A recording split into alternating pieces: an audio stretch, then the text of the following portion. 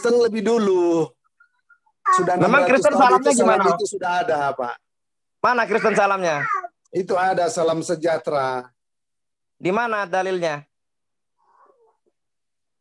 Oke ya, saya modal. Gini Pak, saya sebenarnya nggak mau apa, tapi ini saya lihat kok apa di channelnya apa ini? Oh, saya kira di channel ini yang ya Pak ya, Triun Slayer ini katanya sidang ini kok. Saya kira di MDM, ternyata bukan. Oh, itu saya buka iya, record, iya. record itu saya buka record. Pak Jordan buka tema aja, ada Ustadz Alif juga ini. Oh gitu, saya kira ini soalnya baru berapa menit, saya pikir live. Enggak, itu saya record itu yang kemarin. Angkat tema aja Pak Jordan, ngobrol aja. Kang Alif monitor. Kang Alif. Atau Pak Indra Mose aja. Jadi ini tadi yang dikatakan Pak Jordan itu bagus, pertanyaannya sangat bagus. Kenapa pemerintah itu apapun agamanya mengucapkan salam dalam semua agama? Itu Pak Jordan ya? Ya, ya.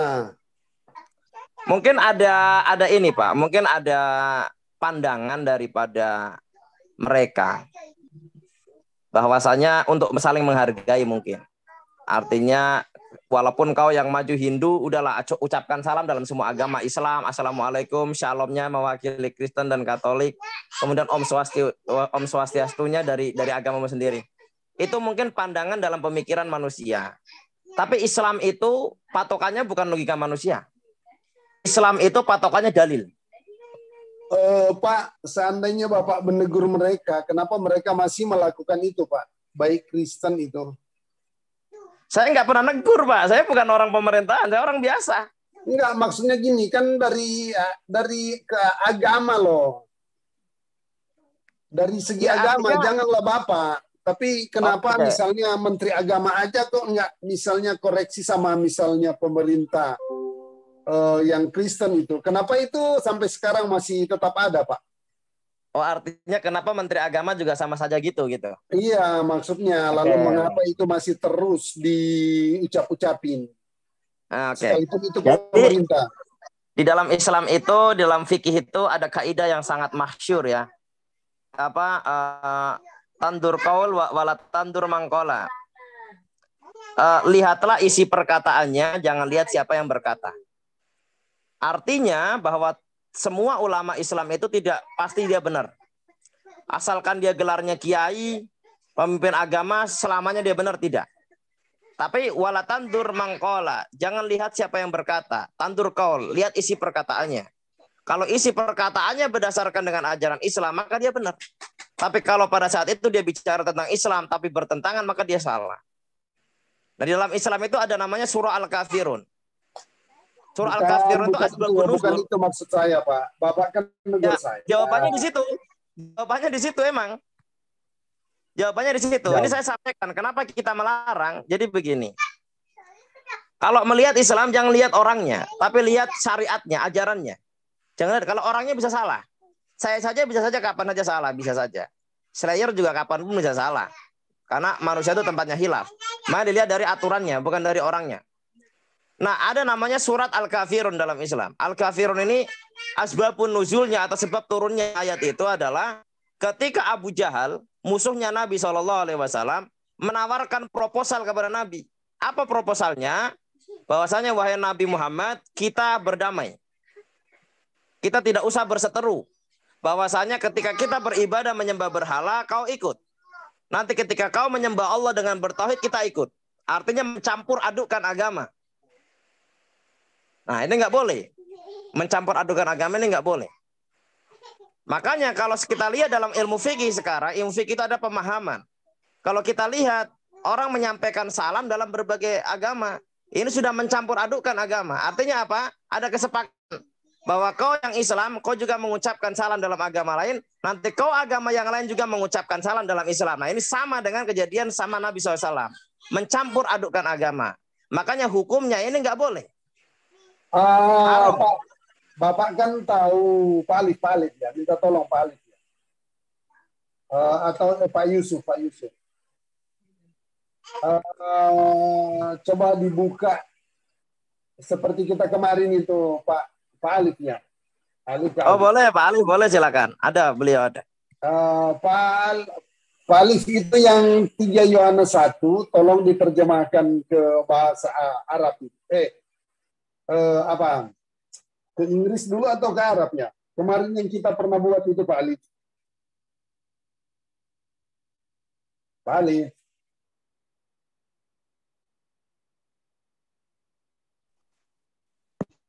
Mungkin saya bisa bantu Pak, ayat berapa? Oh ya, ini ayat 3 Yohanes 1 ayat 14.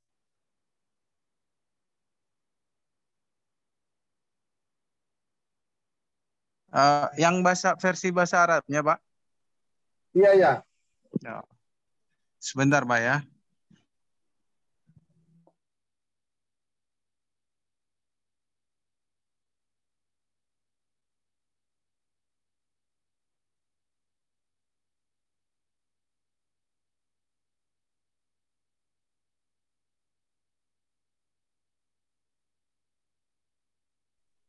Ayat berapa tadi, Pak? Yohanes 1 ayat berapa?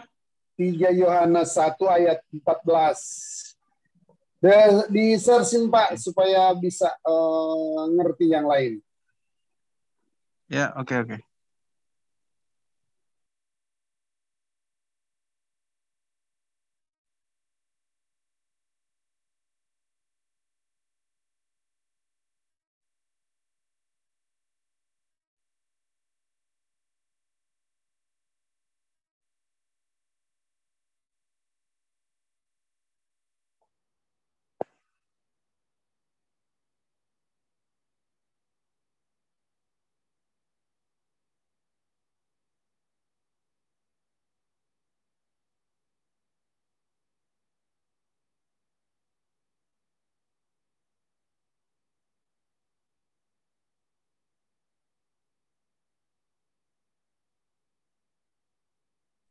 Dilanjut aja Pak ngobrolnya. Ini kayaknya agak lemot nih jaringan saya nih. Wow, gimana ya saya mau... Berapa Pak Yordan? 3 Yohanes 1 ayat 14.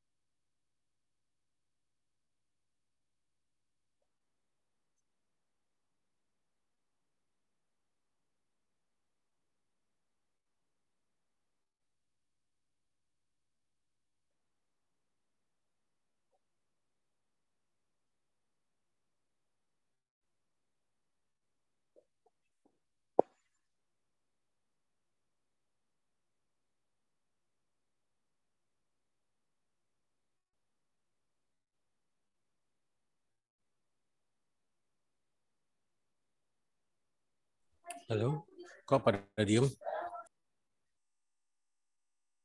Menunggu.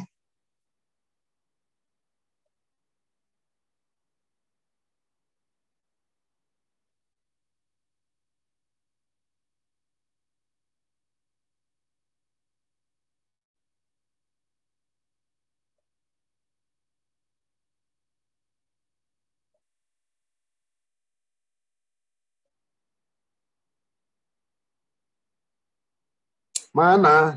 Halo? Ya, bentar Pak Jordan. Sabar dulu Pak Jordan. Ya, itu ada kenapa Pak? Alif.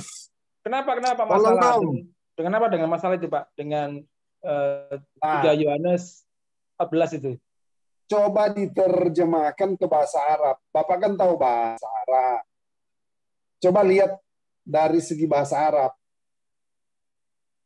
Ya, kenapa? Maksudnya masalahnya di mana?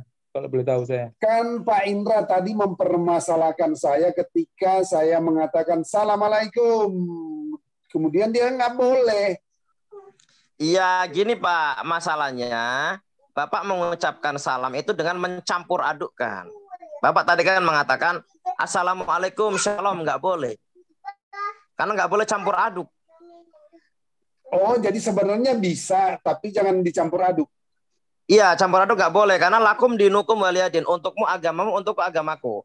Nabi mengajarkan, pernah seorang Yahudi menyalami Nabi dengan memplesetkan. Jadi Assalamualaikum yang artinya keselamatan atas kalian atau atasmu. Semoga keselamatan atas kalian atau atasmu. Kemudian dipelesetkan oleh Yahudi menjadi Assalamualaikum, kecelakaan atasmu. Kemudian Aisyah radhiyallahu anha, istri Nabi SAW membalaskan Wassalamualaikum.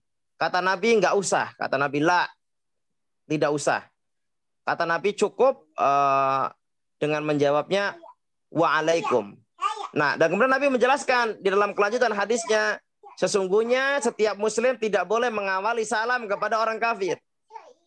Nggak boleh. Tetapi apabila mereka memberikan salam yang baik, maka cukup jawablah waalaikum. Maksudnya salam yang baik itu ya assalamualaikum. Maksudnya dia menghormati salamnya Islam. Yaitu itu saja. Salahnya Bapak tadi mencampur. Assalamualaikum, shalom. Nggak bisa. Dengan harapan nanti kita membalas. Ya waalaikumsalam Pak, shalom Pak. Itu nggak bisa. Karena kita nggak boleh mengucapkan salam dalam agama lain. Nggak boleh. Lah itu yang 5 agama itu apa salam Assalamualaikum warahmatullahi wabarakatuh. Shalom. Salam kebajikan buat kita semua. Om Swastiastu, nama budaya itu gitu. Kan campur itu, Pak. Nah, itu nggak boleh. Lakum dinukum waliyadin, nggak boleh. Nah, iya, bilang aja sama pemerintah kenapa masih terjaga itu maksud saya, Pak. Ya, Bapak kan tahu pemerintah kan punya penasehat yang memang mereka angkat dari para ulama. Itu tugas mereka yang mengingatkan, bukan tugas kami. Iya, kan di dalam kenapa? Islam begini, Pak.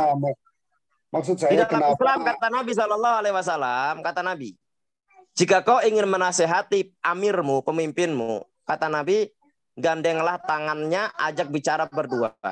Jangan mempermalukannya depan umum. Nah, saya kan nggak punya akses. Ya saya titipkan saja mungkin sama teman saya yang punya link ke sana, barangkali sampai gitu. Tapi kalau saya langsung menegurnya dengan toa di pinggir jalan nggak boleh. Ini namanya mencaci maki pemerintah, mempermalukannya depan umum nggak boleh. Berarti selama ini pemerintah ini belum sempat dinasehatin ya secara pribadi ya. Wallahu a'lam bishawab. Saya tidak tahu apakah sudah dinasehati tetapi masih menggunakan atau belum sampai nasihat. Saya tidak tahu. Tapi kalau secara hukum Islam itu nggak boleh. Mungkin Bang Alif lebih tahu. Kalau secara hukum Islam nggak boleh mencampur adukkan itu. Mungkin Bang Alif bisa nambahin. Berarti boleh dinasihatin Pak Presiden kita sama anggota Majelis MPR lah. Semuanya lah. Mungkin yang pegawai negeri itu iya, tapi harus orang yang bisa memungkinkan menasihati beliau dengan 4 mata. Tidak boleh mempermalukan. Itu adabnya. Menegur pemerintah itu seperti itu. Ada adabnya. Nah, mereka kan itu Pak Muslim, Pak. Iya, tapi menasihatinya harus dengan adab. Nggak bisa sembarangan. Karena kita orang Islam itu diajarkan beradab sama pemerintah. Nggak serampangan. Ada adabnya kita sama mereka. Iya, tapi kenapa ada aturannya, ada caranya.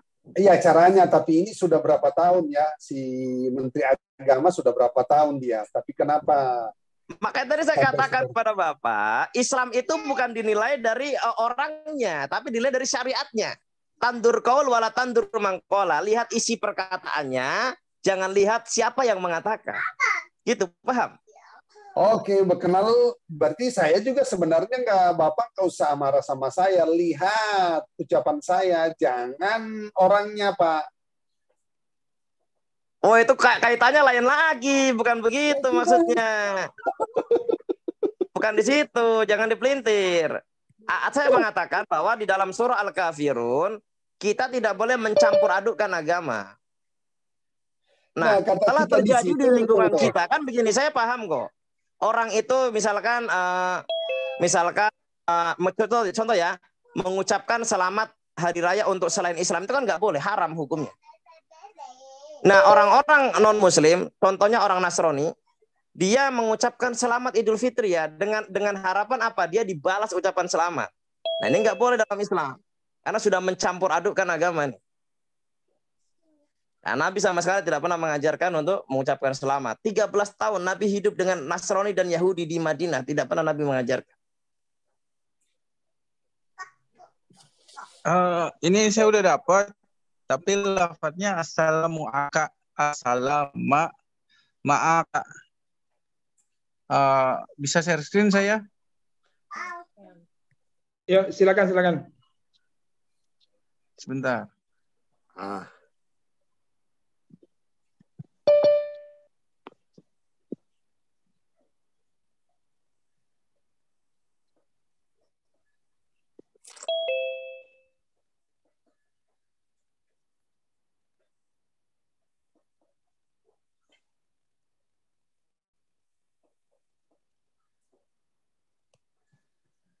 Mana Sarsunnah? Lo? Nah, itu. Oke, ini ya. Assalam ma'aka, bukan assalamu alaikum, tapi assalam ma'aka. Keselamatan bersamamu. Dan itu pun terjemahan, bukan bahasa aslinya Yesus kan. Di sini juga ada konteks. Jadi, dan ini pun gini, artinya maksud dia kita sama-sama kok punya salam. Itu kan Yesus mengajarkan untuk sesama kalian. Ya jangan kalian ucapkan ke kami. Itu sesama kalian itu. Bukan ke kami. Sama dengan assalamualaikum, Nabi Muhammad mengajarkan kepada sesama kami kaum muslimin, bukan kepada orang di luar. Jangan mencampur adukkan. Bang, gini aja bang, kita atur damai bang. Abang mengucapkan assalamualaikum dan shalom. Dan om swastiastu dan namo buddhaya. Salam kebajikan. Nanti gantian bang. Teman-teman yang Hindu juga seperti itu. Nggak boleh ini campur aduk agama, nggak boleh. Lakum dinukum waliyadin, untukmu agamamu, untukku agamaku. Jadi kau punya untuk sendiri, saya punya untuk sendiri. Begitu ya. Ya, tapi bagi kami Pak, itu diwajibkan untuk memberikan salam Pak. Jadi kepada siapa? Diwajibkan kepada siapa? Siapapun ini. Lu buka Lukas 10 ayat 6. Ya silakan dibuka sendiri. Dikunci sersin saya Pak. Buka. Buka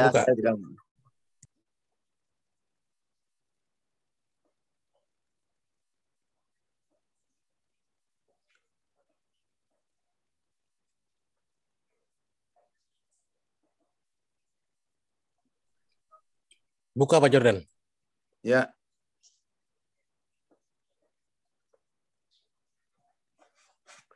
Kok semua sekarang sudah tidak bahasa Inggris lagi ya? Ini yang apa ini? Zoom ini sudah bahasa Indonesia. Ya mungkin sudah diperbarui Pak versinya. Iya. Baru beberapa hari ini saya lebih bingung. Oh jadi Bapak itu bisa bahasa Indonesia tapi kalau dikasih bahasa Indonesia malah bingung ya? Iya, maksudnya kebiasaan lah kan. Ayat 5. Dan bahasa Indonesia enak ditambah-tambah itu. Gimana? Coba ayat 5. Baca dong ayat 5. Kalau kamu memasuki suatu rumah, katakanlah lebih dahulu, damai sejahtera bagi rumah ini. Oke? Cukup barangkali? Iya, berarti kamu masuk ke rumah, kamu salamnya bukan buat orang, buat rumah itu. Masuk rumah, no ya. Nah, kalau misalnya rumahnya itu ditutup, ya nggak usah lah. Kan sekalipun itu ditutup, kita beri salam. Nggak masalah. Iya, itu perintahnya bukan kepada semua orang. Tadi Bapak pertama mengatakan kami disuruh mengucapkan kepada semua orang. Bawa dalilnya kepada rumah. Gimana ini? Iya, jelaskan rumah ini menuju kepada bukanlah bahwa nafsir sendiri itu Pak namanya. Rumah ya rumah, orang ya orang, beda. Oh gitu ya. Oh ya, oke terima kasih lah. Lah iya Pak, masa rumah itu jangan nafsir sendiri lah. Orang semua tahu rumah itu apa, orang itu apa. Berarti rumah itu tidak berpenghuni ya.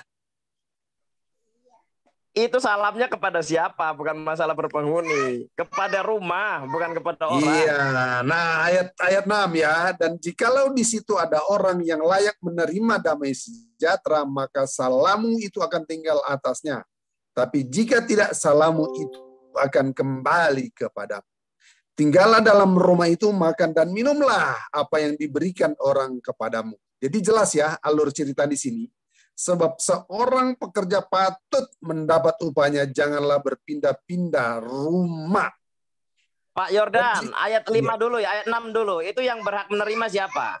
Ya, kepada siapa saja kan di situ di rumah. Menafsir sendiri. Kalau berhak berarti ada yang tidak berhak, berarti nggak semuanya. Tuh. Semua rumah. Kalau saya mau masuk terserah saya beri itu salam. Rumah iya, ayat 5, ayat 6-nya. Dan jikalau di situ ada orang yang layak menerima damai sejahtera, berarti ada yang nggak layak, berarti nggak semuanya. Terserah dia di sini. Dan jikalau di situ ada orang yang tidak layak menerima damai sejahtera, maka salammu itu akan tinggal.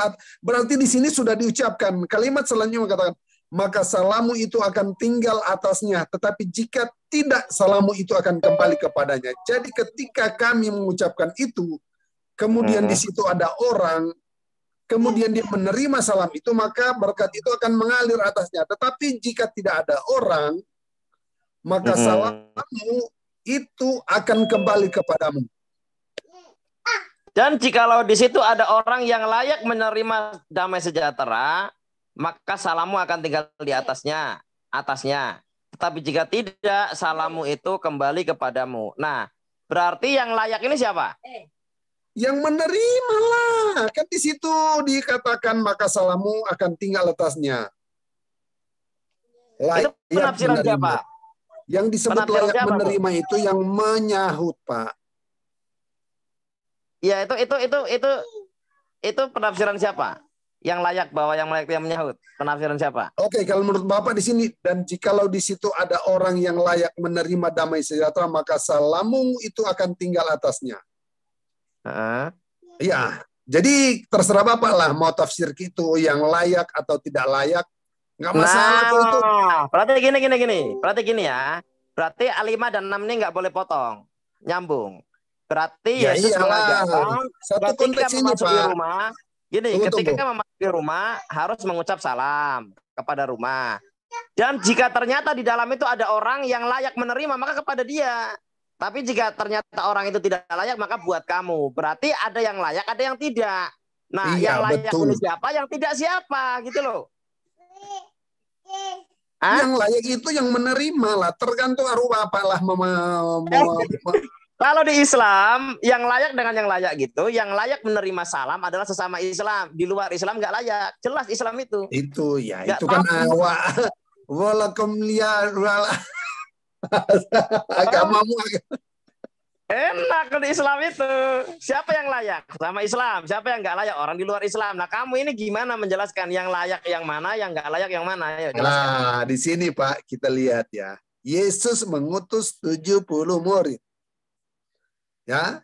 Kemudian daripada itu Tuhan menunjuk 70 murid yang lain, lalu mengutus mereka berdua-duaan mendahulunya ke setiap kota dan tempat yang hendak dikunjunginya.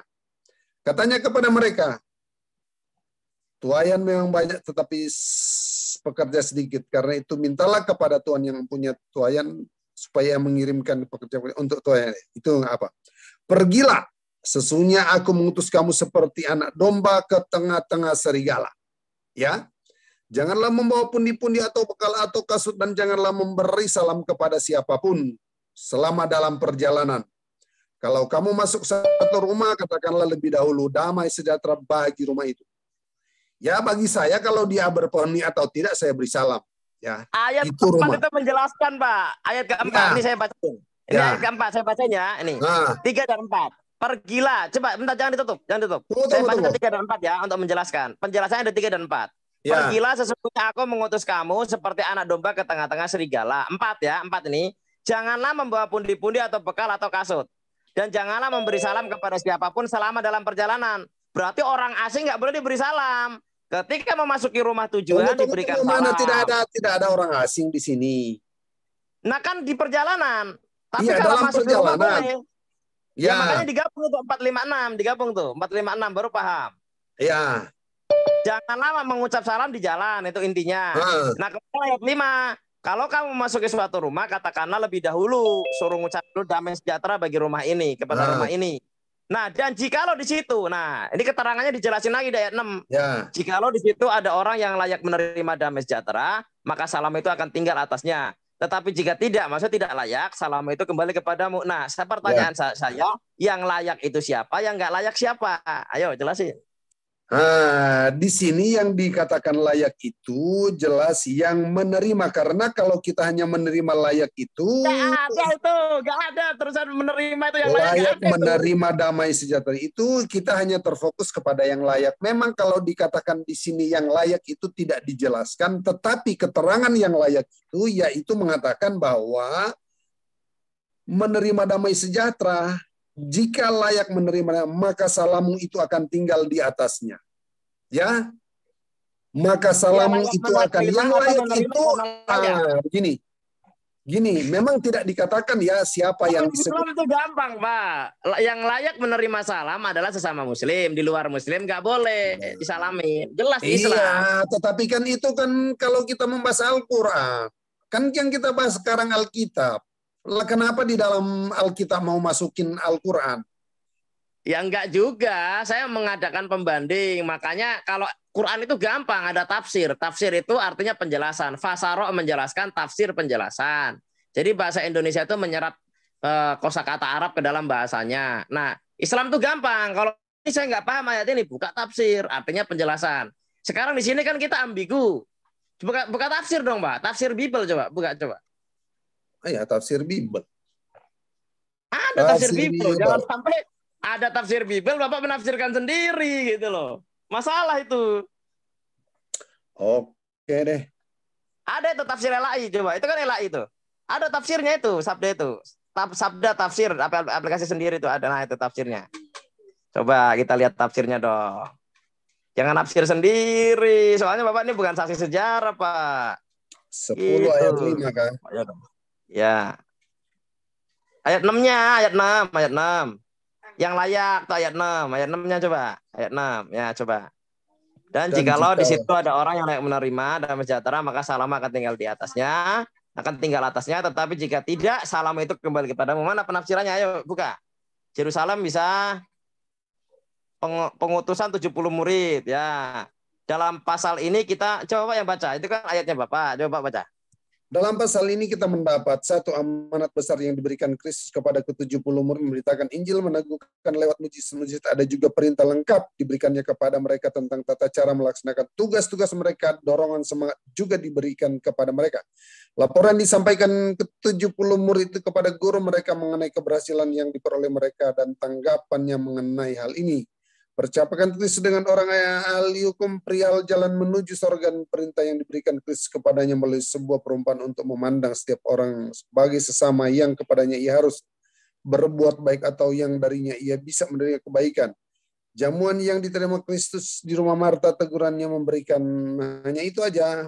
Di sini kita dapat nyambung daerah untuk memberikan Injil serta mengadakan mujizat di tempat yang hendak dikunjungi Kristus, mempersiapkan segala perbekalannya. Hal ini tidak dicatat oleh penulis Injil yang lain, namun perintah yang di sini diberikan kepada mereka mirip diberikan kepada ke-12 murid. Jumlah mereka 7 yakni 70 seperti memiliki rasul keluar suku. Ya sepertinya menaruh perhatian kepada ke-70 tua Israel. Ada begitu banyak orang Musa gunung melihatnya. Ada berita banyak terpilih untuk membantu Musa.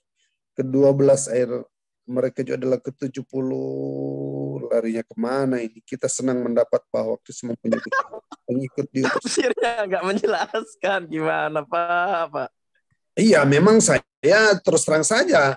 Memangnya kami Alkitab pada tafsir. Ini kan buatan manusia tafsir ini. Jadi berdasarkan ilham. Jadi kami tidak merujuk kepada tafsir-tafsir. Silakan Bapak berasumsi sendiri. Enggak, saya nggak berasumsi. Justru saya ingin melegalkan pendapat dengan tafsir supaya kita bisa membulatkan pada tafsir yang mana kita kami sebenarnya untuk tafsir itu tidak ya. Kami hanya memiliki Roh Kudus. Silakan berasumsi sendiri. Nanti berarti penafsiran bebas. Penafsiran bebas berarti.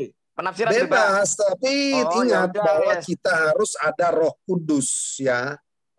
Roh Kudus yang menuntun. Ya. Berarti nggak usah ada tafsir kalau begitu ya. Nggak usah ada tafsir ya. Ya, Berarti coba begini, Pak. tanya teman-teman di sini kalau saya banyak membuka tafsir. Bukan, saya jarang Berarti memakai tafsir. undang-undang ini Pak, undang-undang KUHP pasal 156A dilarang menafsir di luar penafsiran pokok. Gimana aplikasinya buat Bapak? Yang di mana itu, Pak? Pasal 156A KUHP dilarang menafsir di luar penafsiran pokok. KUHP itu undang-undang siapa? Undang-undang negeri kita yang harus kita patuhi. Negeri. Masa negeri mau atur itu agama? Kalau negeri otoritas. Dia cuma menjaga kebebasan orang beragama beribadah. Ya. Kalau di Islam gampang, Pak. Jadi gini, Pak. Masuk di dalam ayat-ayat gak bisa pemerintah. Loh, pemerintah itu memfasilitasi, Pak, demi terjaganya ketertiban dan keamanan bersama. Iya, tetapi pemerintah tidak boleh menafsir ayat. Itu tidak boleh. Keadilan sosial, Pak. Keadilan sosial bagi seluruh rakyat Indonesia. Berarti pasal itu berlaku kepada semua. Nah, sekarang nggak nyambung, Pak Jordan, nggak nyambung. Nah, sekarang, Pak. Kalau maksudnya itu, loh, kenapa Bapak tidak menegur pemerintah ketika ngucapin salam itu? Malah Pak, pemerintah berarti pemerintah, Pak. Saya sudah sampaikan di awal. Islam itu berarti pemerintah ini masuk ke dalam poin-poin Al-Quran. Nah, sekarang ketika pemerintah mengucapkan salam seperti itu, harusnya Al-Quran tunduk kepada pemerintah, Pak. Yang enggak, itu hukum agama. Itu makanya Bapak bilang gitu. Dalam menafsir itu tidak boleh. Saya sudah katakan tadi, pemerintah tidak boleh menafsir. Dengarkan saya berbicara, Pak Yodan. Pak Yodan, pasal 156A itu bukan untuk mengatur agama, tetapi untuk mendukung agama, untuk menjaga setiap agama. Coba lihat bunyinya, di antara kurang lebih bunyinya gini, dilarang menafsir di luar penafsiran pokok. Ini untuk menjaga Islam dari kemurniannya, Kristen dari kemurniannya, Katolik dari kemurniannya, Hindu dari kemurniannya, Buddha dari kemurniannya, Konghucu dari kemurniannya. Karena tidak boleh ada orang yang mengakal-ngakali di luar dari pokoknya. Jadi pemerintah itu sejalan dengan agama masing-masing. Bukan pemerintah mencampuri, bukan. Coba tanya kepada orang-orang tua di sini yang lebih bijak. Benar nggak, Pak? Maksud saya, coba Pak Wong Bodo mungkin. Nah, kan gini, Pak. Kami kan tidak ada tafsir. Alkitab tidak ada tafsir, Pak. Ada tadi itu. Itu tahun berapa? Tahun berapa itu dibuat, Pak? Ya mau tahun berapa atau tidak? Ini masalahnya. Ini masalahnya. Kalau tidak ada tafsir yang dibulatkan malah bahaya, Pak. Nanti Bapak tafsirnya bukan begini. Bahaya, tetap Alkitab saja sudah begini. cukup, Pak. Manubulu begini. Manubulu saja, Pak. Waktu dia bilang Abraham itu berzina dengan Hagar, dia bukan dikejar sama orang Islam. Dia dikejar sama sesamanya, kan dia telah menistakan Abraham. Manubulu itu. Itu resikonya dia, Pak. Kalau dia ngomong begitu, Pak. Kalau ikut makanya semua kesalahan, Pak. Saya Pak. bilang nggak ada pertentangan. Makanya saya bilang, kalau di Islam itu gampang. Buka Al-Quran nggak ada pertentangan. Coba lihat tafsir. Imam mengatakan apa? Ibnu Katsir. Ya udah kita makmum sama imam, selesai. Kalau di Bapak kan katanya yang penting semua ada Roh Kudus. Nah, Roh Kudus itu ada berapa? Kenapa penafsiran Bapak beda dengan Rudi Yohanes? Ada berapa Roh Kudus, Pak? Gitu maksud saya. Sesuai kebutuhan masing-masing, Pak. Jadi jangan apa ya? Jadi Roh Kudus itu mengikuti manusia atau manusia yang mengikuti Roh Kudus? Manusia mengikuti Roh Kudus. Ketika kita kalau manusia mengikuti Roh Kudus, kenapa pendapatnya beda-beda? Ada berapa Roh Kudus? Pertanyaan saya. Roh Kudus itu maha hadir. Jadi jangan bilang berapa. Dia ada di mana-mana. Bisa di saat yang bersamaan. Tapi beda-beda pendapat. Berarti Roh Kudus pelin-pelan. Sesuai dengan kebutuhan masing-masing, Pak. Berarti Roh Kudus ikut Roh Kudus yang tunduk sama manusia atau manusia tunduk sama Roh Kudus? Manusialah yang tidak memahami Roh Kudus berbicara. Manusia tidak memahami Roh Kudus berbicara, tapi Anda mengatakan Anda diilhami Roh Kudus. Gimana ini? Anda tidak paham tapi Anda diilhami. Gimana? Saya harus beli baterai ya. Kan Bapak, persoalan di sini tunggu Pak. Yang dipersoalkan di sini adalah yang dipersoalkan di sini adalah tentang yang layak ini kan, cuma yang layak ini kan. Mungkin saya sudah harus minum botrek dulu. Saya serahkan pada yang lain. Apa-apa lah makanya. Botrek. Nggak apa-apa, karena memang Bapak kan merujuk kepada yang layak itu. Nah, yang layak itu kan yang dicari. Botrek. Bagi saya, ketika itu tidak menjelaskan yang layak itu seperti apa, namun kita bisa melihat alur cerita seperti apa. Hanya Bapak yang tidak tahu, tentang yang disebut itu. Manusia tidak memahami perkataan Roh Kudus. Nah, Bapak ini kan manusia. Bapak katanya diilhami Roh Kudus, tapi Bapak tidak paham perkataan Roh Kudus. Saya jadi bingung. Makanya saya mau minum botrek, Pak. Ya, silakan minum, tapi yang jelas di situ dari alur cerita di situ dapat kita pahami. Tidak mungkin kok kita ngomong-ngomong dengan rumah. Itu ya, orang bodoh namanya. Coba saya serahkan ke Pak Ersa dan Pak Darmanandi coba untuk menangani Bapak ini. Tunggu Pak. Jadi di sini Pak, kita kalau di dalam ayat ini ya, di dalam Lukas tadi, sebentar ya.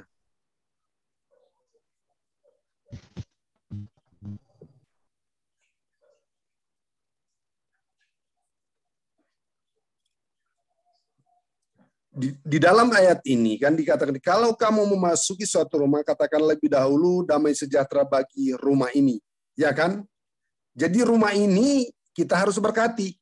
Nggak masalah dia ada orang atau tidak, jelas saja di situ. Ya, yang layak di situ. Jadi kita bisa memberkati juga misalnya pohon.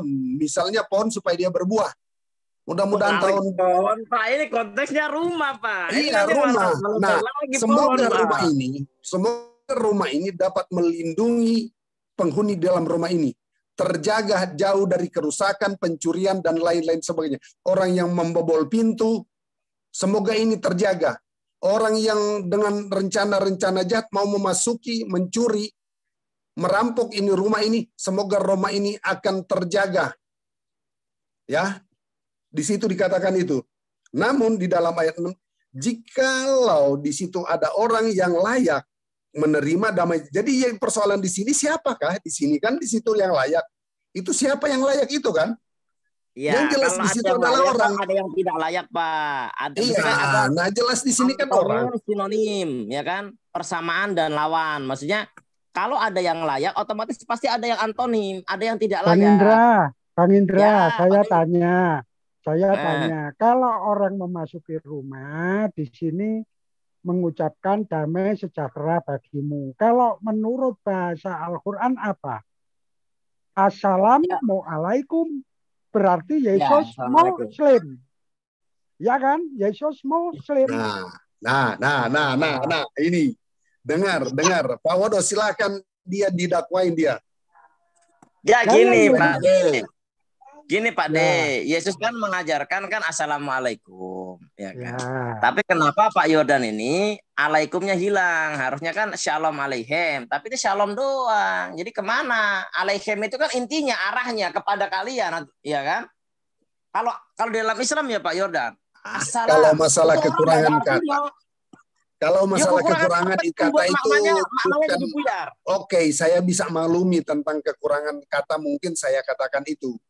Tetapi kan persoalan di sini Bapak tidak menerima salam saya dalam bahasa Islam, bahasa Arab.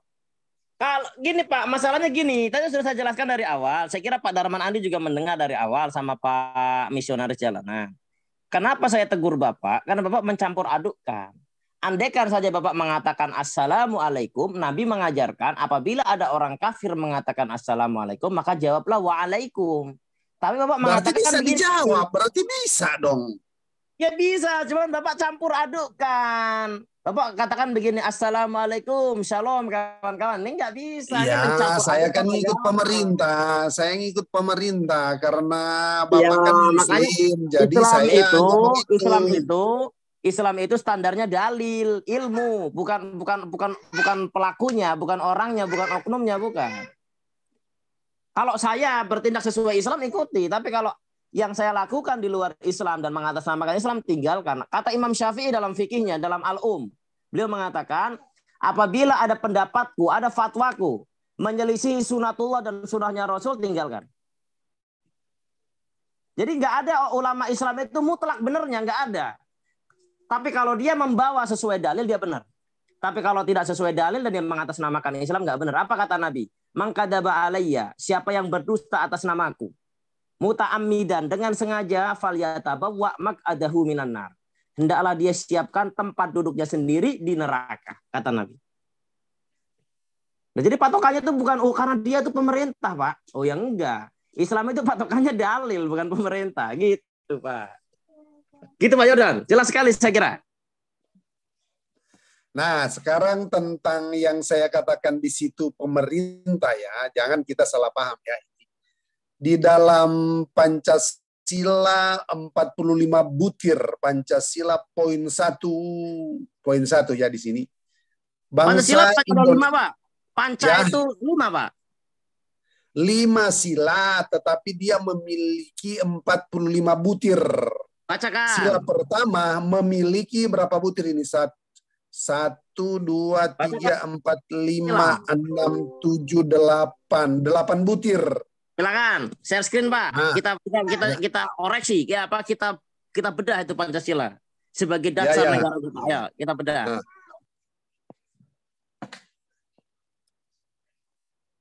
Lihat share screen saya, Pak. Terlihat, Pak. Yang penting jangan goyang kameranya. Jangan goyang, Pak. Sabar. Oh iya. Sabar. Ini kelihatan? Ya ini Pancasila, aduh, Pak. Goyang. Kelihatan cuman goyang. Iya, saya sementara menggerakkan. Sebentar, nanti saya hentikan. Di sini kan dibaca ya. Sudah nggak dari HP saja, Pak, share screen-nya. Oh, saya nggak bisa buka di situ. Saya bisa buka di televisi aja. Soalnya www.99.co bisa itu. Gini aja. 45 butir Pancasila dan pengamalannya ya. Nah, lengkap dari sila 1 sampai 5 ya. Suka juga saya. Saya cinta Indonesia juga. Ya iya, makanya saya katakan tadi jangan kita salah paham tentang ini butir-butir ini. Seperti yang saya katakan tadi ya. Di sini ada 45 butir Pancasila dan contoh pengamalan Pancasila ya. Nah, ini sila pertama. 1, ketuhanan yang Maha Esa ya. Ini lambangnya, bintang. Baru ini butir-butirnya. Ini butir yang pertama. Tapi nggak ditulis di situ A atau B. Dikatakan di sini pemerintah mengatakan bangsa Indonesia menyatakan kepercayaan dan apa ini? Ketakwaannya kepada Tuhan yang Maha Esa. Ya kan? Nah, ketakwaannya. Anda Tuhannya Esa nggak? Ya. Anda Tuhannya Esa nggak? Iya, Tuhan Esa. Iya, kenapa? Satu. Tuhan Anda berapa? Masalah 2, 3 itu yang kita lihat di sini dulu, poin-poinnya di situ dikatakan bangsa Indonesia menyatakan kepercayaan dan bertakwa kepada Tuhan yang Maha Esa. Yang Maha Esa. Berarti Maha itu sangat ya. Tuhan yang satu-satunya. Nah, sekarang Tuhan Anda ada berapa? Satulah. Betul. Ada satu. Siapa Tuhan Anda? Siapa Tuhan Anda? Yesus. Bapak siapa Bapak? Bapak Yesus. Oh, Bapak Yesus, Roh Kudus. Iya. Roh Kudus siapa? Ya. Roh Kudus siapa? Roh Kudus. Dia Yesus yang dalam bentuk roh. Itulah keberadaannya. Berarti Tuhan ada satu tapi berubah-ubah wujud. Ya, memang sesuai dengan masanya. Sesuai dengan masanya. Berarti Tuhan Bapak satu, tapi berubah-ubah wujud ya, kayak siluman gitu. Ya. Oke. Apa pengakuan dari Bapak sendiri? Tuhan berubah-ubah wujud seperti siluman. Oke, lanjut. Poin kedua. Oh, menurut Bapak, tidak ada dikatakan bahwa manusia itu siluman. Seperti Bapak mungkin mengakui bahwa manusia itu siluman, mungkin Bapak juga siluman. Dalam budaya bangsa Indonesia, manusia yang berubah wujud siluman atau bukan? Dia itu maha kuasa. Maha kuasa. Jadi Tuhan ketika dia menjadi manusia, berarti manusia juga ini kah siluman? Gini, oke lah, bukan siluman. Berarti tapi intinya Tuhan Anda satu, tetapi berubah-berubah wujud. Kadang menjadi Bapa, kadang menjadi anak, kadang menjadi roh. Itu ada masanya. Di masa sebelum dia menjadi manusia, sebelum dia jadi manusia, dia menjadi apa? Dia Bapa. Dia bisa jadi malaikat, malak Yahweh, malaikatnya Tuhan. Dia bisa menjadi malaikat. Tuhan. Iya, bisa dia jadi malaikat, tapi Tuhan. Oh, berarti Bapak nyembah malaikat? Ya, karena tapi itu di zamannya Perjanjian Lama, Pak. Di zaman sebelum dia menjadi manusia. Berarti Tuhan dan malaikat sama saja ya? Nggak ada bedanya ya? Beda lah. Tuhan yang jadi malaikat berbeda dengan malaikat Jibril. Sabar dulu, saya belum selesai ngomong. Ketika Tuhan menjadi malak Yahweh, ya, malaikat Tuhan berbeda dengan malaikat Jibril atau malaikat Michael. Beda malaikat. Tetap Tuhan tapi berubah menjadi malaikat gitu ya. Ya.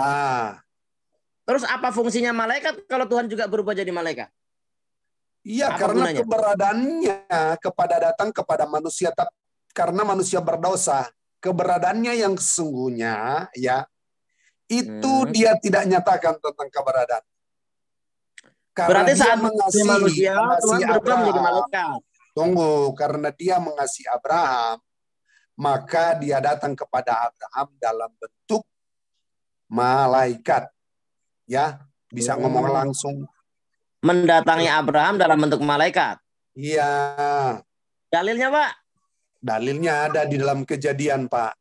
Makanya, Pak, Taurat yang Bapak di dalam Al-Quran itu sangat cacat. Sangat cacat.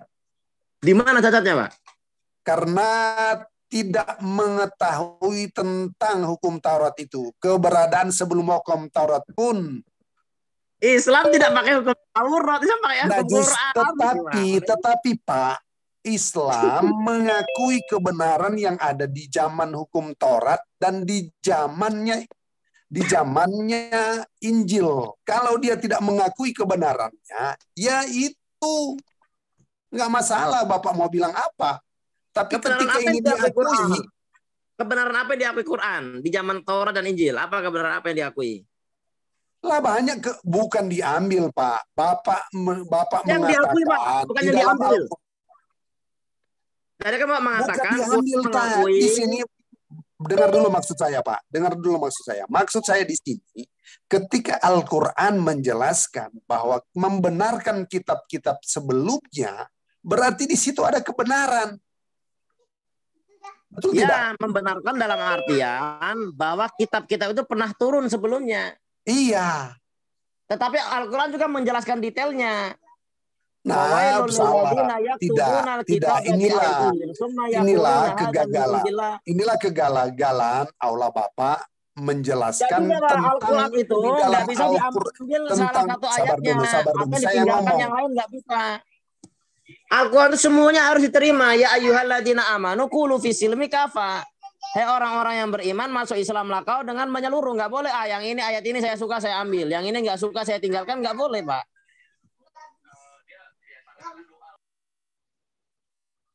Maksud saya begini, Pak, ketika Al-Quran mengakui kebenaran kitab-kitab sebelumnya, hukum Taurat dan Injil. Bukan mengakui kebenaran, Pak. Mengakui bahwa kitab itu pernah ada, Pak. Bukan mengakui kebenaran, bukan. Coba mana dalilnya? Coba ada Taurat. Tapi sebentar kita membahas itu. Kita lihat di dalam ayat ini ya. Manusia Indonesia. Ini di poin dulu ya. Loh, kok nggak jalan ini foto? Manusia Indonesia, kenapa manusia Indonesia? Tunggu, ini butirnya saya poin baca. Pertama saja ada 45 butir. Enggak, sebentar saya mau dulu soalnya. 45 butir, baru 1 butir, Bapak sudah lama sekali membahasnya ini. Iya, kan kita membahas ketuhanan yang Maha Esa, Pak. Saya sebenarnya di sini katakan bahwa bangsa Indonesia menyatakan kepercayaan, ketakwaan kepada Tuhan yang Maha Esa. Manusia ini butir-butir dulu, kita baca. Kan nanti Bapak mau koreksi yang mana, yang jelas itu. Ya kalau di Islam gampang, Pak. Percaya iya, takwa itu melaksanakan. Jadi setelah percaya melaksanakan kepada Tuhan yang Maha Esa. Tuhan Ya, yang Maha gini. Esa itu berarti Maha Oke, itu silakan sama. saja. Manusia Penegasan. Indonesia. Ngomong-ngomong, Maha silakan. itu kan silakan. penegasan, Esa itu kan satu, ya kan? Ini bahasa Sanskerta kan, ini Sanskrit ini. Jadi ketuhanan yang Maha Esa, ketuhanan yang benar-benar satu. Nggak bisa diakal-akali menjadi 2, 3, 1 miliar, 1 triliun, nggak bisa. Benar-benar satu, nggak boleh ada penduaan di situ. Nah kalau Islam gampang, memang Tuhannya satu kok. Nah sekarang Bapak Tuhannya berapa gitu loh? Satu, sudah dijawab tadi, satu. Tuhan Bapak kami satu. Tuhan. Iya, Tuhan Bapak satu. Siapa Tuhan Anda? Yesus lah. Bapak siapa? Bapak Yesus. Roh Kudus. Roh Kudus dialah. Roh Kudus kan dia memiliki fungsi yang lebih dahsyat daripada Yesus, karena Yesus itu tidak maha hadir. Ketika dia jadi Allah, jadi Yesus, dia terbatas. Tapi ketika dia menjadi Roh Kudus, nah kekuasaannya luar biasa, Pak. Berarti Tuhan Bapak satu, tapi berubah-ubah wujud gitu aja ya? Itu aja, iya. Saya sudah katakan tadi, iya kok. Filipi 2, Apa Allah alasannya menjelma jadi manusia. Apa Allah, keutamaannya? Filipi 2. Ya, Ngomong apa aja, silakan, keutamaannya? silakan. Terus lanjut. Ya, apa keutamaannya Tuhan Bapak berubah wujud? Dalam tujuan apa dia berubah wujud? Dalam tujuan apa? Yohanes 1:17 di situ mengatakan bahwa Bapa mengutus anaknya karena dia sebagai Bapa merencanakan. Ya. Kemudian dia mengutus menjelma jadi utusan. Dia berarti jadi Bapak mengutus Bapak. Iya. Silakan ngomong duluan ya. Saya capek ngomong. Bapak mengutus anak. Belum Tapi selesai. Saya belum. Waduh, gimana ini ya? Bapak mengutus anak, Bapak adalah anak. Saya bingung jadinya. Berarti Bapak mengutus Bapak atau Ya, anak? makanya minum Bodrex lah dulu. Minum Bodrex dulu. Sudah 2 ini. Makanya ketika Bapak minum Bodrex dulu. Makanya Pak, ketika mengutip keberadaan Injil, kok nggak ada poin-poin tentang Injil di sana, hanya menceritakan kisah-kisah di dalam Al-Quran tentang Yesus. Tetapi ajarannya kok ompong. Jadi Isa di sana itu kelihatan ompong di dalam Al-Quran. Ompongnya di mana, Pak? Itu ompongnya di mana? Itu perbedaannya. Ya, ompongnya Isa dalam Al-Quran itu di dalam hal apa? Ya, karena tidak ada dalil-dalil yang menyatakan dibaptis. Tidak ada. Padahal Yesus ajarin dibaptis. Bertobat. Quran itu untuk meluruskan kok. Meluruskan. Kalau dibaptis itu bertobat, mau diluruskan apa lagi kalau bertobat? Enggak, kan Allah mengatakan dalam ayat yang lain, fawailul lil ladzina yaktubuna al-kitaba bi aydihim summa yaquluna hadza min indillah liyastaruna bihi samanan qalila fallahu yahkumu bainahum yaumal qiyamati fima kanu fihi yakhtalifun. Jelas itu. Saya tidak tahu bahasa Arab. Bapak ngomong apa itu saya tidak tahu. Ya, butir yang kedua. Saya artikan. Fawailul lil ladzina yaktubuna al-kitaba bi aydihim. Celakalah orang yang tidak tahu bahasa Arab. Manusia Indonesia ini nih. Manusia Indonesia percaya dan takwa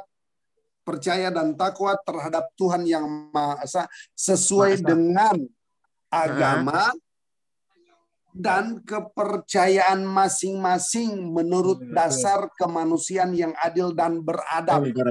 Nah, ya kan? Jadi di sini kita tidak, kalau kita mau diskusi, oke, silakan. Tentunya kita ada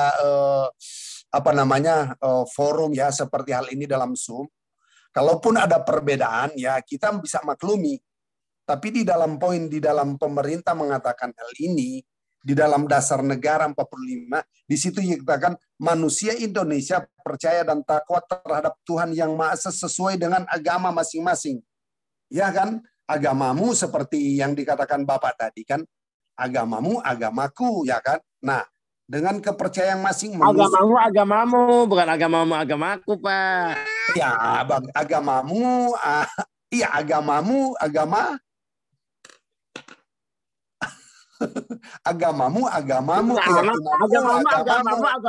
agamaku bukan agamaku gimana sih? Iya, agamamu kan lain. Ini nih agamamu ya agamamu, agamaku ya agamaku. Oke ya. Jadi di sini dan kepercayaan masing-masing menurut dasar kemanusiaan yang adil dan beradab. Ya kan? Sudah. Ya kan, mengembangkan sikap hormat menghormati dan bekerja sama antar pemeluk agama dengan penganut kepercayaan yang berbeda-beda terhadap Tuhan yang Maha Esa. Ya kan, di kerukunan ini ada 8 poin itu kan. Jadi gini, jadi kita memang dalam diskusi ini saya melihat ini saling menonjolkan keyakinan masing-masing. Jadi kita tidak akan ketemu loh dalam hal ini. Kita tidak akan ketemu dalam diskusi ini. Sebab kita punya sesuai dengan butir-butir ini kan dikatakan ini memang berbeda. Sekalipun ada mirip, ada persamaan, ya kita hargai juga kalaupun ada persamaan di dalam ayat-ayat tertentu. Tapi mungkin dalam ayat-ayat yang lain itu tidak sama. Silakan saja, ya kan? Ya Pak, kalau saling menghormati Islam sudah mengajarkan Pak. Iya, kami juga kan menghormati. Ya kan? Ya kalau di Islam itu gini Pak, orang kafir itu saya ambil contoh ya. Islam itu dalilnya banyak kalau saling menghormati. Ada 4 contoh. Ada 1 contoh ya. Saya ambil 1 contoh. Kafir itu dibagi menjadi 4 Pak. Nah, sudah saya tidak membahas itu. Saya tidak membahas itu. Saya tunjukkan kepada Bapak. Sudah, Islam iya, itu saya sudah jelas itu dalam itu. butir. Pemerintah sudah mengakui itu dan oke ya. Saling menghormati itu bukan berarti saling mengucapkan selamat, enggak. Haram hukumnya mengucapkan selamat. Oke deh, kalau memang saya salah, saya cuma ikut pemerintah ya.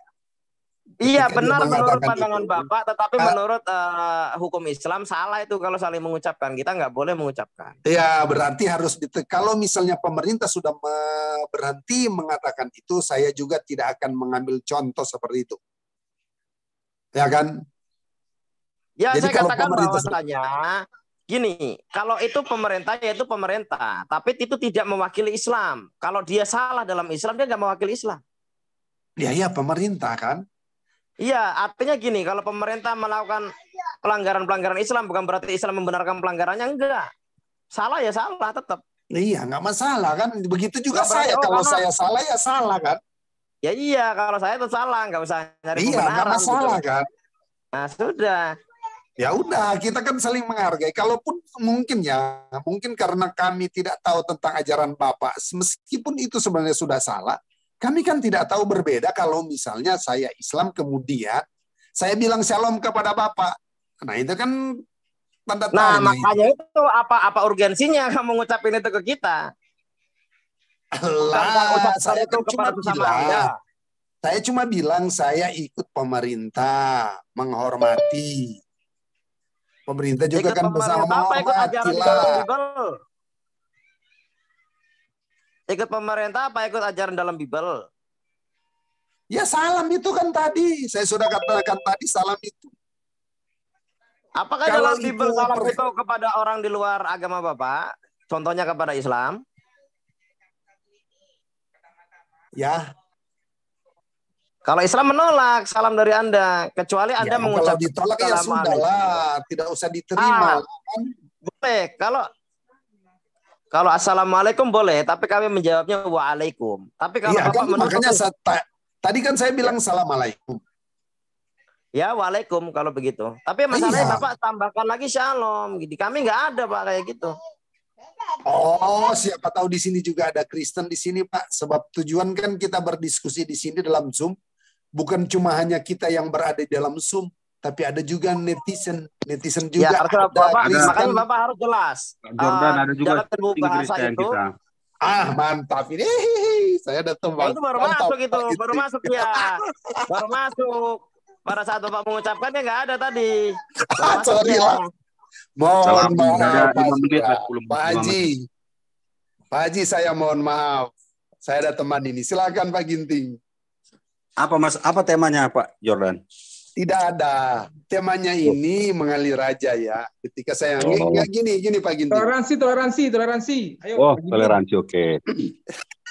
Gini alur ceritanya. Tiap. agama itu kan punya toleransi ya kan. Saya yakin semua agama pasti mengatakan bahwa agamanya bertoleransi gitu. Tetapi maksudnya begini, kalau menurut pendapat saya ya, toleransi itu harus dua arah gitu. Setuju kira-kira gini kita. Toleransi itu harus dua arah.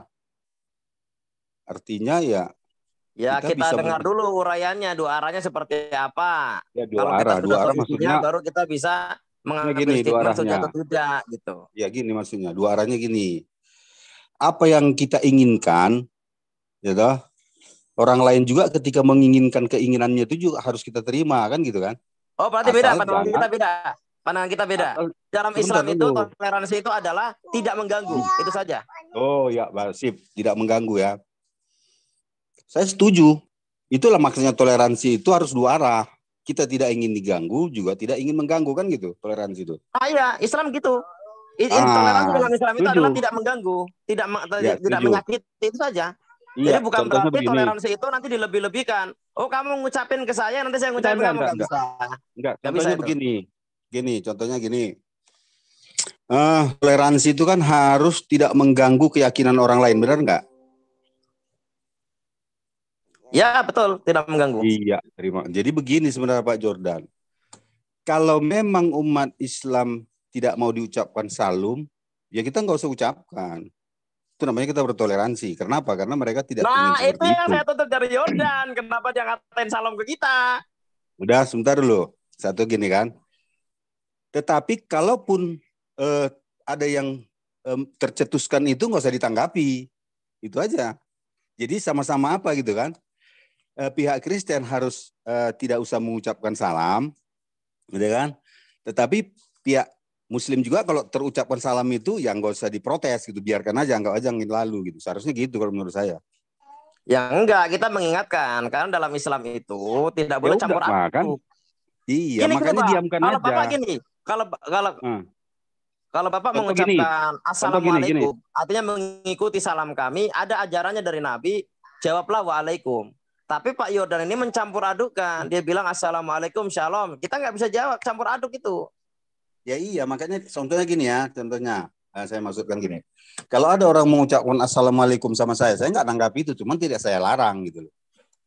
Ya ngapain juga kami mengucapkan assalamualaikum ke kalian. Itu orang Islam itu udah melanggar aturan. Assalamualaikum itu hanya diberikan kepada sama Muslim, kata Nabi, kepada orang kafir nggak boleh. Iya.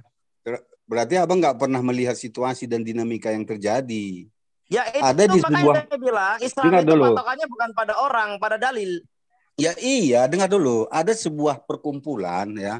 Perkumpulan di mana di situ terbanyak orang ya, seperti nanti hari kemerdekaan lah ya. Kan ada upacara, ya kan? Jadi ketika yang mengambil yang menjadi umpamanya pembicara itu ataupun yang memimpin upacara itu umpamanya Islam, dia mengucapkan assalamualaikum, kita tidak boleh melarang umat Kristen gitu loh. Ya kan? Cuman kita ya tidak usah menjawab gitu. Nah, harusnya dilengkapi gini, Pak. Mau saya jelaskan biar tidak campur aduk, karena yang saya ini kan saya belum selesai cuma menjelaskan. satu poin, tidak campur aduk. Maksudnya gini, kalaupun yang pembicara adalah Islam, harusnya dia pakai penjelasan. Assalamualaikum buat saudara-saudaraku sama Islam, dan buat yang bukan Islam saya ucapkan selamat pagi. Itu harus ada keterangan. Tapi katakanlah orang itu nggak mengucapkan seperti itu. Makanya jangan ikuti yang salah, nggak boleh ikuti yang salah. Iya, makanya kita tidak melarang dia gitu loh. Cuman kita diamkan aja. Nah, itu dalam hukum Islam pun dia salah. Karena assalamualaikum itu hanya untuk internal Islam, bukan untuk orang lain. Iya, faktanya banyak yang dilakukan tidak demikian gitu loh. Iya, itu namanya dia melanggar aturan Islam. Sebagai muslimin dia melanggar aturan Islam. Kalau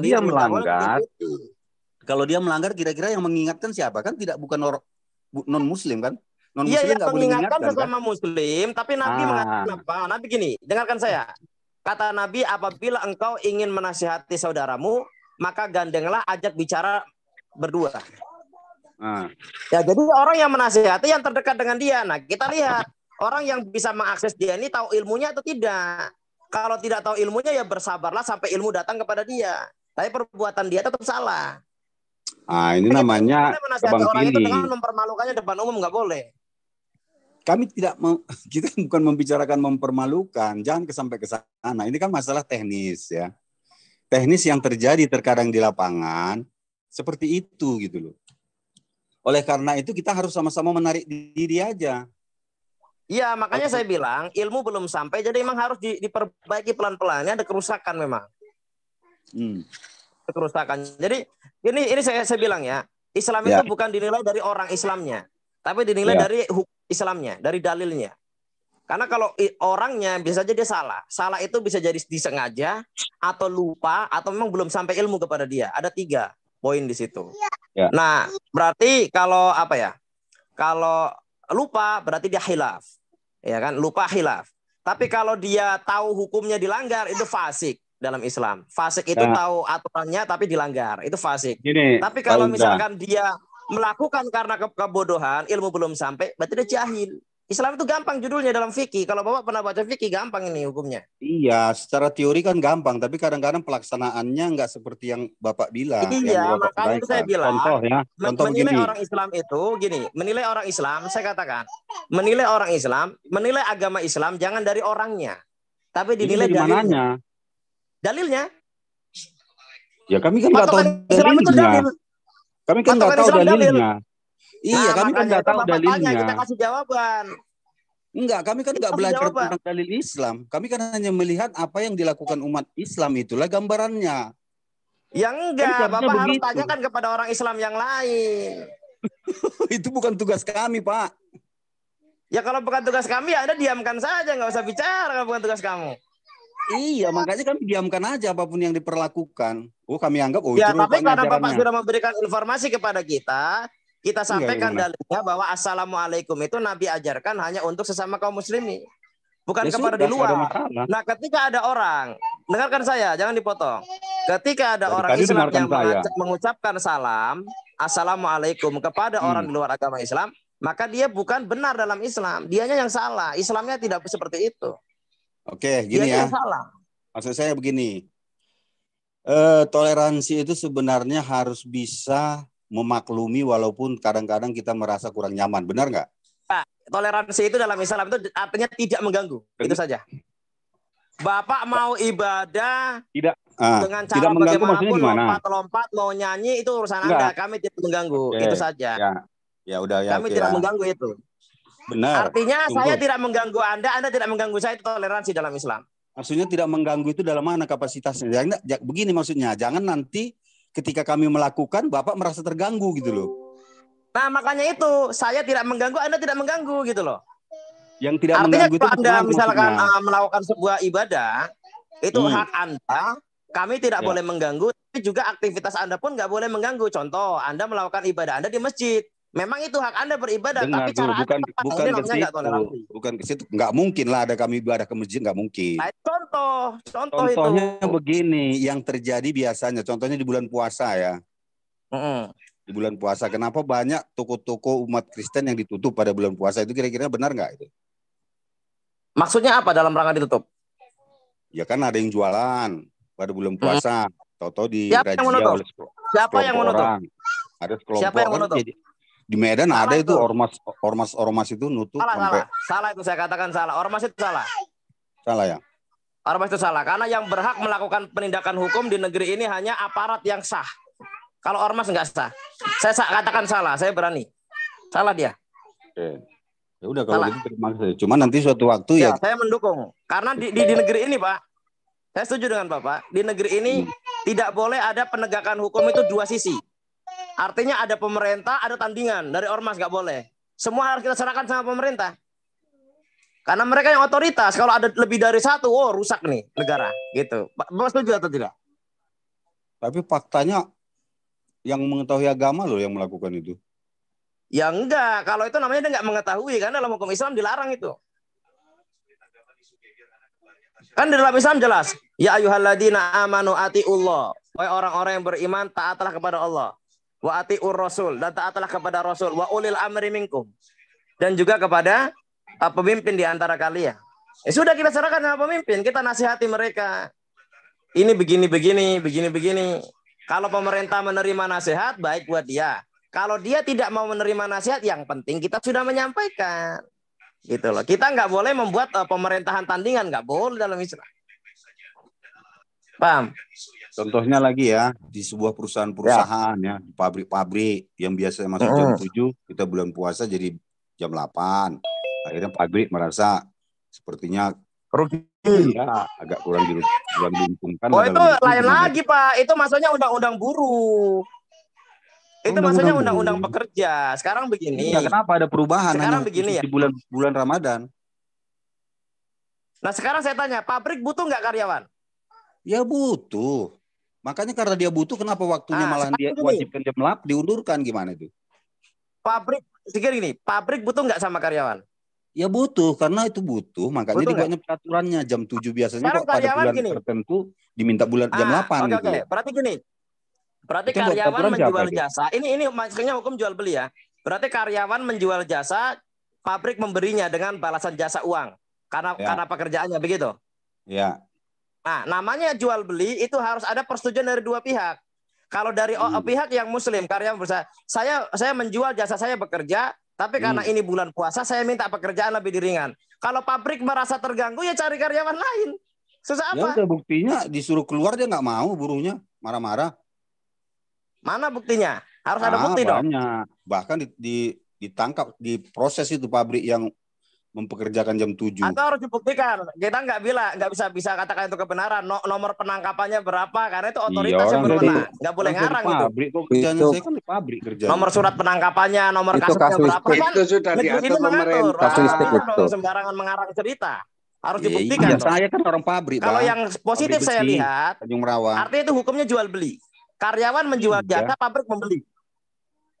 Saya di pabrik. Ya kan? Karyawan menjual jasa, pabrik membeli. Iya, saya di pabrik. Ketika bos saya mau masuk jam 7 itu ditegur, nggak boleh seperti itu katanya. Gimana itu? Saya kan pekerja pabrik. Ada nggak aturan pemerintahnya? Ada. Satpol PP datang kok sama PAN. Kok dipaksakan? Itu toleransi nggak namanya itu? Nah, terus pemerintah itu hidup di mana? Ya ada undang-undang buruh kan, ada hak-hak buruh kan. Gini. Maksudnya toleransi itu ketika kita melaksanakan ibadah agama kita jangan mengganggu pekerjaan orang lain, itu loh maksudnya. Gini Pak, itu gampang. Toleransi tapi memaksa gitu kan. Enggak, bukan memaksa. Sekarang gini, kalau pabrik juga memaksa orang untuk bekerja keras ketika dia sedang berpuasa, pabrik juga salah. Itu juga melanggar. Kan tadi abang bilang tadi istilahnya kontrak. Pabrik butuh orang, orang itu butuh uang ya kan. Tetapi ketika pabrik siapa itu bos kami itu membuat jam 7 ditegur, dia nggak boleh seperti itu karena ini harus kita hormati gitu loh. Nah sekarang buruh punya apa? Hak buruh. Hak buruh dalam undang-undang ada nggak? Hak buruh ada, hak buruh.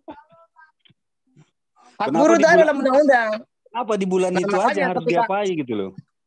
Ya bukan harus diapain. Ketika dia mengontrak buruh, otomatis sudah jujur aja lah jawab. Kenapa hanya bulan itu aja yang diwajibkan jam diundur jam itu? Nggak ada seperti itu. Bapak ngarang saja. Bapak kerja di buruh. Saya orang pabrik, mau saya tunjukkan pabriknya. Ya silakan tunjukkan. Data Anda di pabrik berapa? Nomor apa notaris pabriknya berapa? Tunjukkan. Pekerja pabriknya. Pabrik triplek itu. Undang perburuan. Ah tuh, jelaskan Pak. Undang-undang perburuhan. Ada undang-undangnya Pak. Jadi di antara gini ya. Di antara hak karyawan adalah apa? Ini saya jangan di framing ya, jangan di framing. Hak karyawan atau buruh adalah apa? Gimana tuh? Ngeles undang-undang perburuan. Orang toleransi kok undang-undang perburuan hubungannya. Gini, bagaimana saya katakan kepada Anda, kalau karyawan Anda perempuan. Gini, undang-undang perburuan kok dihubungkan dengan toleransi. Gini, jangan di framing begitu dong. Itu namanya nggak fair. Karena kita nggak apple to apple, makanya saya tegaskan seperti itu. Itu sangat apple to apple. Sekarang saya tanya Anda, bagaimana jika karyawan pabrik itu perempuan dan dia hamil, dia mau melahirkan? Apakah pabrik memaksa hamil 9 bulan untuk bekerja? Untuk melahirkan di pabrik? Itu seluruh Indonesia dan ketetapannya sama, tidak berubah-ubah untuk wanita. Ya. Tetapi ini masalahnya untuk perubah, ini kok berubah-ubah tiap bulan. Ya nggak berubah, justru Indonesia itu mayoritas Muslim dan otomatis ya itu makanya dia memaksakan. Bukan toleransi tapi memaksakan. Orang ini kan sekarang gini, kalau gini, dia memaksakan karena dia mayoritas, lalu dia memaksakan. Gini Mas Indra, kenapa kamu protes kepada orang Islam, kok tidak protes kepada pemerintah? Nah gitu, sekarang gini, toleransi saya tanya gini. Tapi kata Bang Indra tadi, Kalau pemerintah nggak benar ya kita lawan katanya. Kan dia sendiri tadi ngomong. Oh, bukan dilawan, nasihat. Kita punya adab sama dinasihati. pemerintah, nggak dilawan. Faktanya MUI nggak pernah menasihati. Loh, Bapak emang tahu dia menasihati kapan? Kapan, mana ada buktinya terus Ya, aja ada nasihat itu terbuka, ada yang tertutup. Nggak semuanya harus ada. Kalau ada pasti gitu. ada lah tembusannya suratnya. Sekarang begini ya, begini halal saya tanya. haram aja dimasukkan berita. Oh ya iya, karena mayoritas penduduk Indonesia kaum muslimin. Dia harus sudah memakan mayoritas yang main halal. kan. Nah ini mayoritas ini masalahnya, jadi nggak toleransi kan. Sekarang gini, apakah Bapak terhadap yang dipaksa untuk minoritas. memakan yang halal? Apakah Bapak dipaksa? Apanya? Kami meminta label halal agar kami bisa membedakan mana yang halal, mana yang haram. Apakah dengan adanya label halal dan haram, kemudian Bapak kemudian kita larang Bapak makan yang haram? Enggak. Sekarang begini ya, Aja dimasukkan berita. Kalau Bapak mau masuk makan yang haram, silakan. Kami ingin logo halal dan haram supaya kami kaum muslimin bisa bedakan. Tapi bukan berarti kami melarang Anda. Anda mau makan babi tiap hari, silakan urusan Anda. Pak Indra, jangankan babi, udang saja saya nggak boleh makan umat Advent. Tapi saya nggak bilang udang atau apa. Ini kan bicara halal haram. Kami nggak perlu label halal haram itu. Yang penting kami itu punya akal budi untuk memahami mana yang bisa kami makan. Anda gitu loh. Sekarang apa masalahnya kalau kami minta logo halal haram? Apa masalahnya? Minta dilabelkan halal haram nggak pernah kan? Walaupun Advent ada halal haramnya. Pernah. Yo itu terserah kamu gitu. Advent tuh lain lagi gitu. Sekarang gini ya. Kami minta logo halal haram itu apa masalahnya dengan Anda? Masalahnya apa dengan Anda? Halal haram. Kami nggak pernah minta halal haram. Yang penting kami ngerti sendiri mana yang halal, mana yang haram bagi kami. Oh ini ya, kan kalau Lili nggak boleh. orang membuat pabrik mie instan, dia campur babi, kita bagaimana tahu halal dan haram kalau sudah jadi mie? Mana kita tahu? Itu apa nama? Itu risiko Bapak. Itu apa namanya? Nggak usah dimakan. Kalau abang ragu-ragu jangan dimakan. Kan begini, kalau bulat-bulat jelas ya, daging babi ditulis daging babi, ya kita tahu haram, kita tinggalkan, nggak usah dilabeli, kita udah tahu. Sekarang orang bikin mie instan. Ada dua macam mie instan. Mie instan yang menggunakan ayam dengan yang menggunakan babi. Nah, kita kan nggak boleh makan yang haram. Nah, kita di mana ada mie instan ada pakai babi? Coba aku mau tahu dulu di Indonesia. Contoh saja sosis. Jangan contoh yang nggak ada, jangan Bang. Contohnya yang ada. Oke, sekarang sosis. Sosis kenapa? Sosis ada yang babi. Ada yang sosis babi ada. Ya kita tanya sebelum kita makan, konsumsi diperhatikan dulu. Ini sosis ini terbuat dari apa? Itu label halal itu membantu untuk memperhatikan fasilitas itu, nggak ada masalah. Pedagang itu gini Pak Indra. Pedagang itu yang penting laku. Kalau tidak ada aturan pedagang itu yang penting laku. Jadi ketika orang Islam minta logo halal itu juga menguntungkan buat dia. Menguntungkannya di mana? Akhirnya dia bayar pajak. Dia punya produk gitu loh. Kan akhirnya bayar pajak kan? Pajak apa? Yo pajak halal mana ada, label itu kan bayar itu. Bang. Oh bukan pajak halal haram, sertifikat Pak. Ya iya itu kan bayar.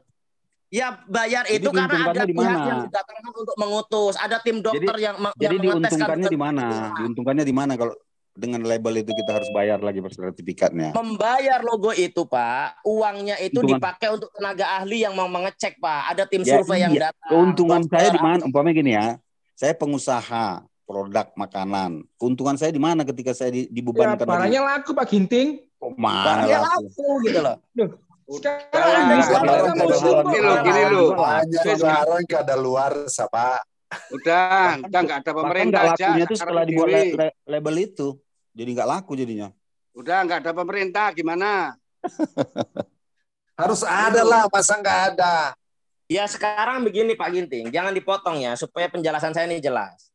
Dengan adanya logo halal dan haram, para pengusaha non-muslim itu diuntungkan. Karena apa? Begini, orang Islam itu halal makan ayam. Tetapi kalau ayamnya itu tidak dipotong secara Islam haram. Nah kalau penjual non-muslim dia tidak mengambil pemotong yang halal, kamu jualan banyak apapun, malas haram ngapain saya makan. Dengan adanya logo halal malah justru dibeli. Dan konsumen di negeri ini paling banyak kaum muslimin. Jadi mereka justru mengejar logo halal. Mereka ngejar, bukan kita yang ngejar. Kalau mereka nggak ngejar, biar aja nggak laku gitu loh. Mereka yang ngejar kita. Lihat realita lapangan. Oke, udah. Nah. Ya, faktanya ketika ada logo halal haram itu banyak jualan-jualan yang produknya istilahnya made in-nya apa jadi nggak apa kan, nggak laku, jadi menurun dia offsetnya. Apa contohnya? Produk apa? KFC itu paling laku di Indonesia loh. Dia pakai logo halal. Dia laku. Coba kalau dia nggak pakai logo halal, 85% penduduk Indonesia Islam nggak beli. Ya yang beli cuma ente saja, malah bangkrut, tutup tikar itu. Realita lapangan. Makanya jangan sempit berwawasan. Yang sempit pemikiran itu siapa sih yang membuat banyak peraturan?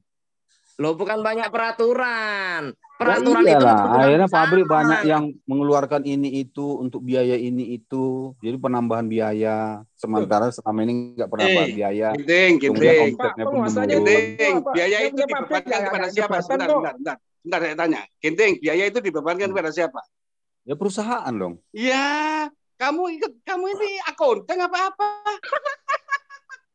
Gimana? Dia karyawan kok. Karyawan dia tuh. Saya karyawan pabrik saya. Itu kita kan berbicara, ini kita berbicara bukan pribadi, kita berbicara secara umum. Salam ini kepada Kajual Ginting. Jangan picit dong. Kita secara umum bukan pribadi. Apa yang salam dulu jangan haram ini. Aduh.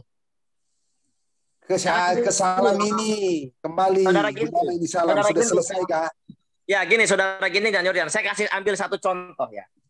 Bakso itu dari bahasa Mandarin, bak itu artinya daging, so itu babi. Daging babi, bakso. Nah, ketika orang-orang itu merantau ke Nusantara mayoritas Islam. Akhirnya apa? Kalau saya jual ini pakai bahan babi nggak laku, mereka ganti pakai sapi. Baru laku. Jadi artinya apa? Mereka untung, kita untung. Tunggu, Pak Indra. Ya. Pak Indra. Memang betul itu bakso itu dari Cina. Iya, orang Indonesia itu ngikutin doang. Itu dari Mandarin itu aslinya. Bakso, mie ayam itu makanan-makanan dari Mandarin. Mereka bawa ke Indonesia, ke Nusantara. Bukan asli. Kalau asli Nusantara itu kayak misalkan nasi liwet, nasi goreng itu asli Nusantara. Tapi kalau bakso dan mie ayam itu dari saudara-saudara kita, nenek moyang mereka dari Tionghoa bawa ke Indonesia, bawa ke Nusantara. Lalu masalahnya di mana? Nah, dulunya bakso itu dari babi. Nah, sekarang juga ada bakso dari babi. Mau menjual bakso dari daging babi silahkan, nggak laku karena orang Indonesia banyak kan Islam. Siapa bilang nggak laku? Buktinya Cina-Cina masih banyak laku itu buka bakso. Ya, iya, berarti orang sedikit kan yang beli, nggak banyak. Sedikit enggak banyak. Mereka diukur lah. Sudah jangan membahas itu. Saya membahas yang salam ini dulu. Salam, oke. Nah, salam ini yang menggeser ke halal haram itu si Ginting. Bukan, tadi masalah toleransi. Kan toleransi, ya, masalah contoh-contohnya. Kalau masalah logo halal dan haram itu menguntungkan bersama. Kita konsumen mendapatkan produk yang halal, mereka produsen juga mendapatkan keuntungan. Jadi saling menguntungkan itu. Apa masalahnya? Anda itu karyawan bukan pengusaha gitu loh. Itu cuma salah satu bagian dari keberadaan toleransi. Kan sudah dikatakan Pak Ginting, toleransi, ya kan? Ya mau ditulis, mau tidak berbeda, ya. Kalaupun ada sudah diatur, ya ikut saja kan. Jadi kita kembali, ini salam ini. Kalau sekali lagi untuk saya ya. Salam. Pak Ginting, saya salam, kita kembali salam ya. Oke, kembali salam, sepakat, silakan. Nah, jadi kalau misalnya pemerintah sudah berhenti ngomong itu, saya akan berhenti.